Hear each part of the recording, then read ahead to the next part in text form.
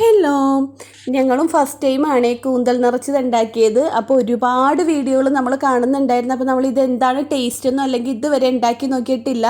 അപ്പോൾ ഈ പ്രാവശ്യം ഉണ്ടാക്കിയായിരുന്നു, അടിപൊളിയായിരുന്നു. ഞാൻ ഈ കൂന്തലിൻ്റെ തലയും അതുപോലെ തന്നെ ഉള്ളി, ഇഞ്ചി, വെളുത്തുള്ളി, കറിവേപ്പില, കുരുമുളക് പൊടി, ഗരം മസാലപ്പൊടി, കുരുമുളക് പൊടി കുറച്ച് മുന്നേ നിർത്തി, പിന്നെ കുറച്ച് മഞ്ഞൾപ്പൊടി, ഉപ്പ്, ഇതെല്ലാം ഇട്ടായിരുന്നു. ഒരല്പം മുളക് പൊടിയും കൂടെ ചേർത്തായിരുന്നു. പിന്നെ ഒരു പിടി തേങ്ങയും കൂടെയൊക്കെ ഇട്ടിട്ടാണ് നമ്മൾ ഈ ഉള്ളിൽ ഫില്ല് ചെയ്യാനായിട്ടുള്ള സംഭവങ്ങളൊക്കെ റെഡിയാക്കി എടുത്തത്. എന്നിട്ട് കൂന്തലിൽ നിറച്ച് നമ്മൾ നന്നായിട്ട് ഫ്രൈ ചെയ്തെടുത്ത്.